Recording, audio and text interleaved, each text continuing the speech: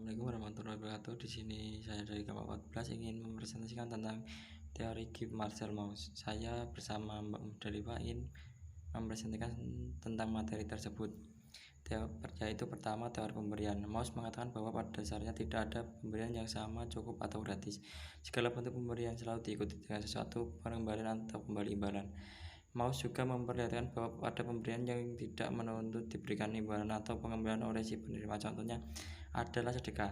Tetapi jika diperhatikan lebih lanjut, akan tampak bahwa sedekah adalah sebuah unsur dari sistem yang lebih luas, memperlihatkan adanya hubungan di antara si pemberi dengan unsur ketiga, yaitu Tuhan yang kedudukannya lebih tinggi daripada si pemberi maupun si penerima yang akan memberikan kepada si pemberi, sistem dari pemberian-pemberian. Kedua, pemberian hadiah. Mauss menjelaskan bahwa suatu pemberian hadiah adalah sama dengan suatu pemberian nama dari suatu benda yang diberikan, maka diartikan bahwa si penerima pemberi atau sama dengan diri si pemberi itu sendiri. Oleh karena itu, penerima tidak dapat menolaknya, karena penolakan itu sama dengan penghinaan terhadap si pemberi tersebut.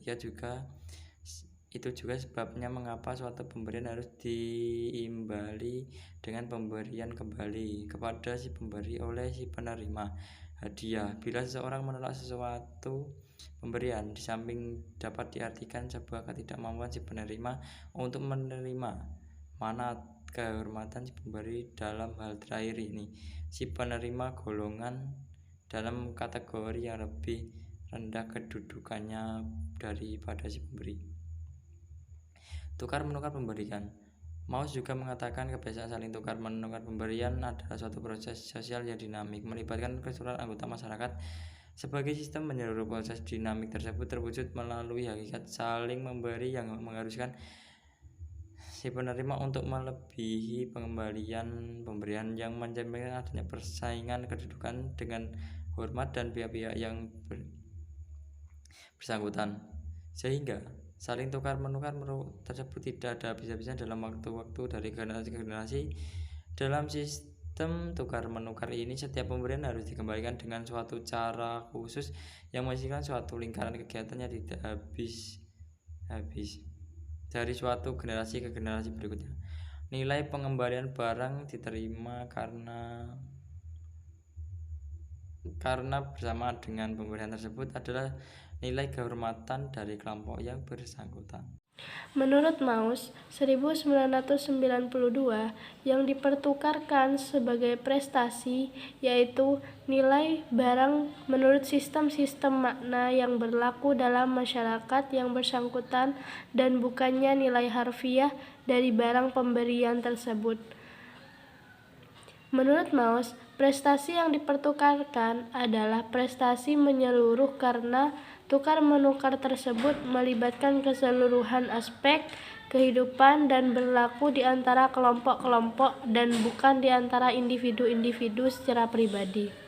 Sedangkan dalam masyarakat yang telah mengenal perdagangan, tukar-menukar pemberian di antara kelompok-kelompok tidak lagi mencakup aspek-aspek estetika keagamaan, moral, dan hukum legal. Yang tertinggal dalam tukar-menukar tersebut hanyalah aspek ekonominya saja, terwujud dalam bentuk tukar-menukar uang, benda, dan jasa, dan berlaku hanya di antara individu-individu dan bukan di antara kelompok-kelompok. Yang terakhir yaitu ciri-ciri tukar-menukar pemberian prestasi. Menurut Marshall Mauss 1992, saling tukar-menukar pemberian prestasi terwujud sebagai saling tukar-menukar pemberian hadiah yang mempunyai ciri-ciri. Yang pertama, pengembalian benda yang diterima tidak dilakukan pada saat pemberian hadiah itu diterima, akan tetapi pada waktu yang berbeda sesuai dengan adat kebiasaan yang berlaku. Kalau pemberian imbalan diberikan pada waktu yang sama, maka itu disebut dengan barter.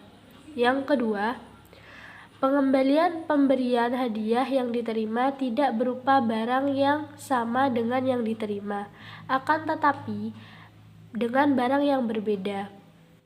yang mempunyai nilai sedikit lebih tinggi daripada hadiah yang telah diterima, atau setidak-tidaknya sama dengan itu. Yang ketiga, benda-benda pemberian yang diterima tidak dilihat sebagai benda dengan nilai harfiahnya, akan tetapi sebagai makna atau prestasi, karena benda-benda tersebut dipercaya berisikan makna atau kekuatan gaib, yang oleh Mauss digolongkan ke dalam suatu kategori yang dinamakan prestasi atau prestation. Itulah pemaparan materi dari kelompok kami mengenai teori Gift Marcel Mauss. Mohon maaf apabila ada salah kata. Terima kasih atas perhatiannya.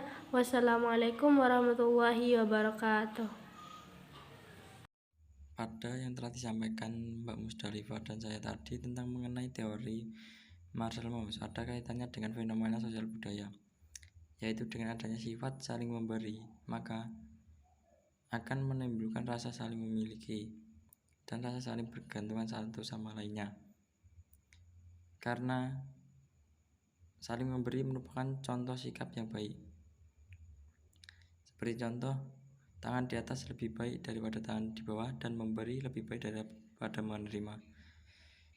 Dan mengenai teori Mauss tersebut, itulah kunci dari teori tersebut, dan adanya dengan kaitan dengan kehidupan sehari-hari, yaitu sikap saling memberi satu sama lain. Sekian, apabila ada kekurangan dan kesalahan kata, mohon maaf sebesar-besarnya. Wassalamualaikum warahmatullahi wabarakatuh.